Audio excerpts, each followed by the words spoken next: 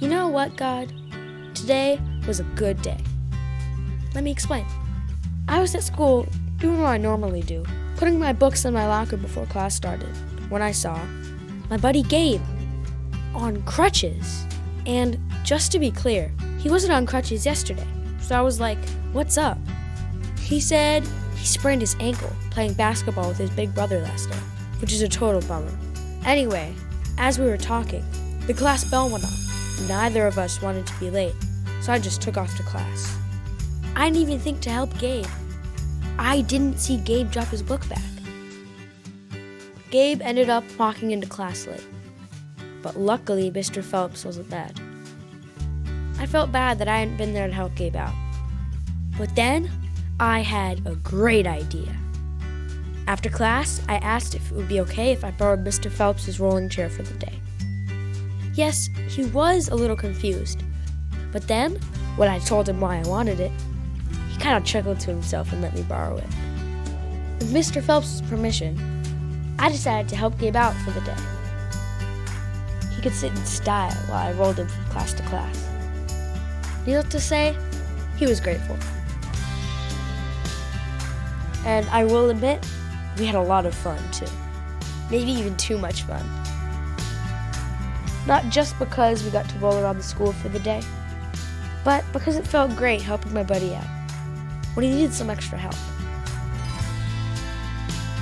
And I'm pretty sure it made you feel good too. Talk again soon, Andrew.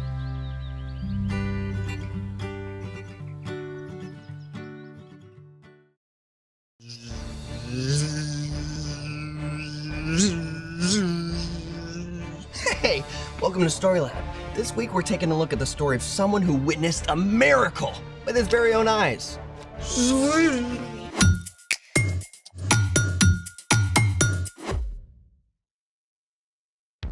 Hey, I'm Zeke. And I'm Carter. All month we're talking about how trusting and following Jesus changes the way we treat others. Everything okay? Sorry. What's going on? One of my best friends just moved all the way across the country. That's tough. But you can still FaceTime, right? Yeah, I guess. I know what you need. What? An epic battle between the forces of good and evil. How is that supposed to help? I don't know exactly, but it always cheers me up. Fair. Great! Then let there be light. Swords. Don't you have a test to study for? Oh, this is all about you, bro. You ready? Let's make it!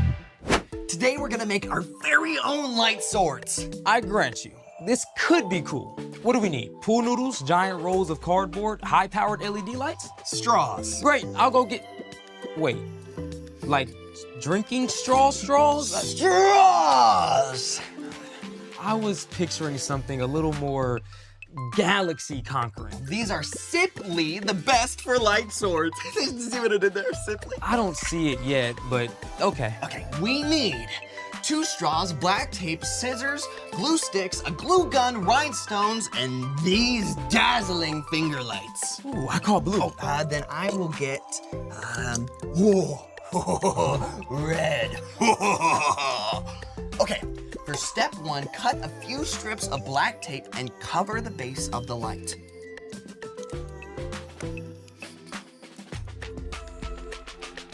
Can you cut it? Yes. Thank you.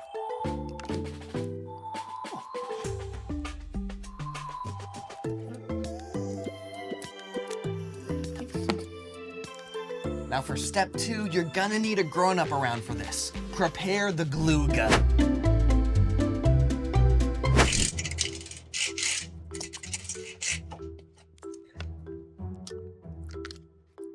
now we just wait.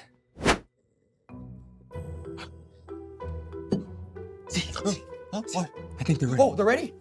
Oh, perfect. Okay.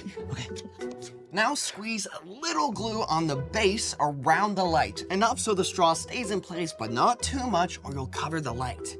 Gotcha.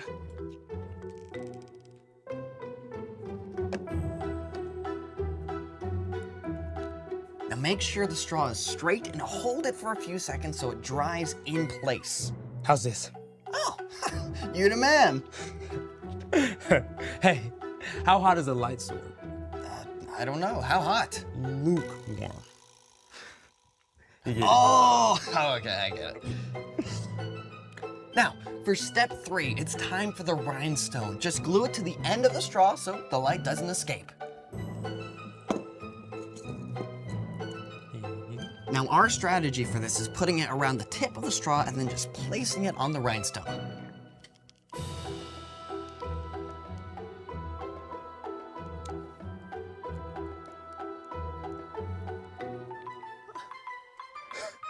Brilliant and ridiculous. They're like light swords for mice. My swords! Can we turn them on? Oh, yeah, let's turn off the lights first. Good idea. Okay, now count it down. 3, 2, 1. look at that!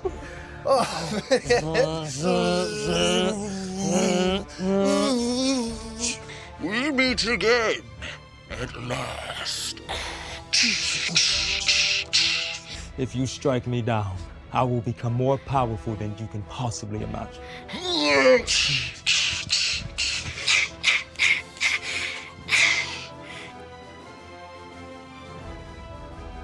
That was amazing. Dude. You see that? Yeah, imagine what we could do with full-size light swords. You know, I actually thought that was pretty epic. Yeah. Thanks for cheering me up. Oh, hey, I've got another mood booster for you. Someone else who saw the light. Bring it on. It's time for... The story before the story. Today we're in the second book of the New Testament, Mark. Mark was a Jesus follower and a close friend and traveling companion of the Apostle Peter. Mark collected and recorded stories from the life of Jesus to make sure they didn't get lost. Everywhere Jesus went, big crowds gathered. No matter how tired he was, Jesus always had time to show kindness and compassion. In chapter 10, Mark writes about Jesus' journey to Jerusalem. Jesus was traveling there for the last time to give up his life. Which is where our story starts. Take it away. Hey everyone! On their way to Jerusalem, Jesus and his followers passed through the large, busy city of Jericho. More and more people gathered until a crowd followed as they left the city. People lined the streets, straining for a chance to see Jesus. Ahead, a man named Bartimaeus sat by the side of the road asking for money. He was blind and he couldn't see a thing, but he could hear all the voices. Look, it's Jesus. I heard he heals the sick. I heard he raised a man from the dead. He fed thousands of people with just a few loaves of bread and fish. He can do anything. Bartimaeus' thoughts must have raced as he listened. At this time, if you were blind, there was no technology to help. You couldn't hold a job, and you had to rely on other people's compassion. If nobody was willing to help, you were stuck, left to beg for money in the streets. It was a very hard life. Desperate not to miss his chance, Bartimaeus began to shout. Jesus, son of David, have mercy on me. The people around Bartimaeus tried to keep him quiet. Who do you think you are? Yeah, Jesus has got important things to worry about. You should just zip it. But Bartimaeus shouted even louder. Jesus, son of David, have mercy on me. You know what? Even though Jesus was surrounded by a noisy crowd, and even though he was on an important mission, Jesus listened. He heard Bartimaeus, and Jesus stopped. Call for him. Whoa. Hey, Bartimaeus, cheer up. Get up on your feet. Jesus is actually calling for you. Bartimaeus leapt to his feet and stumbled toward Jesus, tossing his cloak aside. And that cloak may have been one of the only things Bartimaeus owned, yet he threw aside his most important possession just to get to Jesus. What do you want me to do for you? Teacher, I want to be able to see. Bartimaeus may have heard stories of Jesus before, or he may just have read the excitement of the crowd, but somehow he had the faith to believe Jesus was powerful enough to heal him. Go. Your faith has healed you. I can see! I can see! Can you imagine? Bartimaeus had been living in complete, utter darkness. And suddenly, in an instant, light and color explode before your eyes. People and trees and brilliant blue sky.